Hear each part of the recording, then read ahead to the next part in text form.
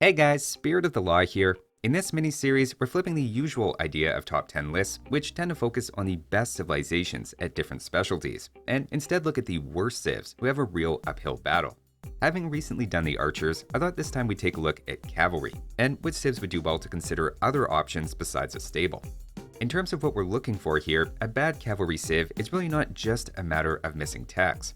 Ranks have a relatively limited tech tree at a glance, but are top tier thanks to bonuses, which shows those can at times be more important than the tech tree itself. Things I'm looking for in a bad cavalry civ are first the lack of a good Dark Age bonus, setting you up for scouts. Bloodlines isn't that critical for scouts here, as if you're just making 3 or 4, it doesn't usually feel worth getting bloodlines anyway. For knights, it's pretty important though, as well as +2/+2 armor. For the late game, I actually don't penalize civs too much for missing Hussar, as a light cavalry with bloodlines and the final armor tech will resist arrows actually better than a Hussar missing either of those things, with the final armor being especially important. Also, a civ that adds in camels or steppe lancers is always a big plus, with battle elephants being, in my opinion, the least useful regional stable unit unless a civ has some pretty amazing bonuses or techs for it. That's the general criteria of what I'm looking for, so with that in mind, let's start with the least bad of the bottom 10, which really could have gone to one of a few civilizations, but I settled on Armenians. Now nothing here is outright awful. They have bloodlines, fully upgraded knights in Castle Age, and a solid wood economy that can lead to a bit earlier farms and a decent mid-game eco. The main knock against them is simply that nothing here is fully upgraded in Imperial Age, making them quite a bit worse against archers in the late game. Now, keen players may notice this is actually the exact same tech tree as Japanese, who also have a wood bonus, so you could really argue for either one here. I just think Japanese have a better scout rush between the two. Like I said though, Armenians aren't downright terrible, but we're just getting started, and it's all downhill from here. At number 9, we have the Bengalis. To start with the positives, they have fully upgraded light cavalry and elite battle elephants, with a bonus for those elephants to take less bonus damage and a unique tech, giving them faster attack. The main problem is they're lacking knights entirely, without an obvious stable alternative to fill a similar role. This could be my anti-battle elephant bias, but unlike camels, I don't think the battle elephant can be finagled into a knight replacement. They're slow and expensive to get going, especially vulnerable to conversions in the spear line, even with some bonus damage reduction, and just don't have the mobility of knights. Instead, your knight replacement is the Wrath, which not only requires a castle, but then even melee mode takes bonus damage from skirmishers. The devs have attempted to address that with Bengali cavalry gaining +2 melee attack against skirmishers, but in terms of cavalry, there's just so many easier civs to use effectively, even if all they have is just knights with bloodlines.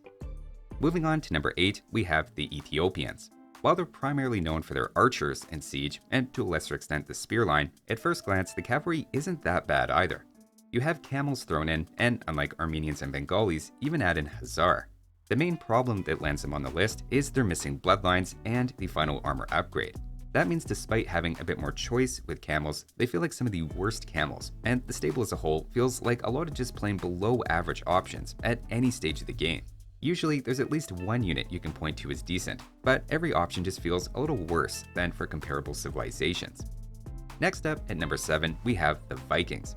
Vikings take the Ethiopian tech tree and remove husbandry, hussar, and camels, while retaining the lack of bloodlines and armor. That sounds like a big drop, but despite that, I considered ranking them above Ethiopians, simply because of free wheelbarrow and handcart supercharging your mid-game economy. At times, it makes their knight spam feel surprisingly decent, even if individually their knights are below average, and Vikings probably weren't meant to be a good knight civ originally. Given the tech tree as a whole is a pretty big step down, I'll place them a bit lower than Ethiopians, but their eco bonus alone lets them enter fairly early in our list, above several civilizations in fact that we'll see have more complete tech trees. To that point, next up at number 6, we have the Britons, who take the Viking tech tree and add husbandry and the final armor upgrade. This is another civ where you sometimes see players go knights anyway in team games as pocket despite missing bloodlines, and being very clearly intended as an archer civ, as knights are still a power to be reckoned with in Castle Age even with that missing tech. What puts Britons lower than Vikings for me though is they just don't have the same economy behind the stable to cover up their gaps. That said, the Briton Scout Rush is pretty solid on account of a decent Dark Age bonus, which for me keeps them out of the bottom 5. But honestly, when in doubt with Britons, just make archers. Moving on to number 5, we have the Malay. Again, this may be my anti-battle elephant bias creeping in, but I think it's well founded. The big problem here is the lack of bloodlines compounded by then missing 2 armor upgrades, which is unique to Malay and greatly hurts the viability of their Imperial Age light cavalry and cavalier. While their scout opening is okay, albeit a little awkward because of the faster aging up bonus, knights without +2 armor are painful against archer civs and even town centers. It feels like 1 missing armor shouldn't matter that much, but they tank noticeably fewer arrows than +2/+2 knights, and especially the +2 knights with bloodlines you're probably used to. Now, while the scout and knight lines are undeniably kind of bad, things are redeemed a bit by the mega discounted battle elephants. I admit in team games or scenario editor testing, those can perform very well, but I just don't think have the mobility for my taste to make up for their bottom tier knights and light cavalry line. It's at least something to point to though, and this is arguably the last situationally powerful stable that we're gonna see. Dropping down to number 4, we have the Bohemians. This is basically the same tech tree as the Britons, but having the final armor taken away, so the light cavalry and cavalier are much less useful against archer civs and town centers. That said, you do have the free mining upgrades, which play well with the knight's high gold cost on paper, but they just feel like a bit of a dead end, and that any Bohemian option between archers, the unique unit, or even monk or siege is preferable. That window of decent knights with a relevant eco bonus saves them here a bit, but as Bohemians, stables are by far the least impressive building you have. Next up, at number 3, we have the Koreans. Compared to Bohemians, they add Hussar to the light cavalry line, but take away Blast Furnace, which I don't think is an advantageous trade. Hussar on its own is a very expensive upgrade for what it gives, and missing the final 2 attack means they actually have lower melee damage than even a generic halberdier.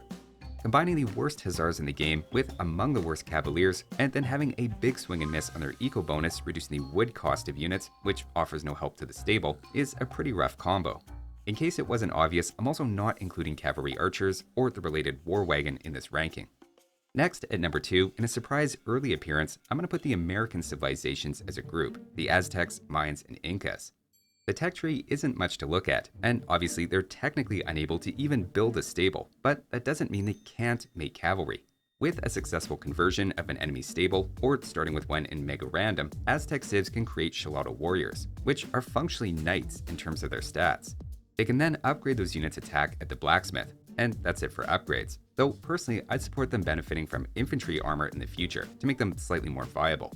What can I say, I'm a sucker for Castle Age Knights, and having a reskin version of those unironically saves the American civs from being the obvious number 1.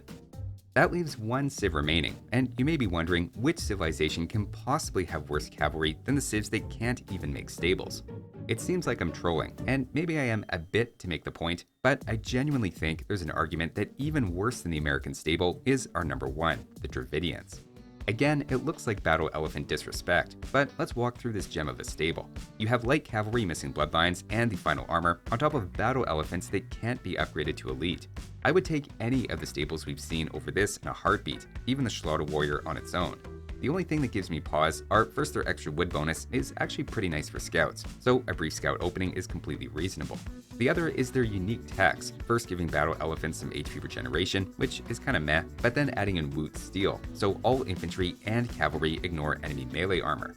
If you have 80 farmers and your opponent is making nothing but Teutonic Knights, this is overpowered and the number 1 stable you'd want. But outside of a scout rush and a very situational anti-melee armor play, there's just not much going on here. And again, I might even prefer just having knights without upgrades.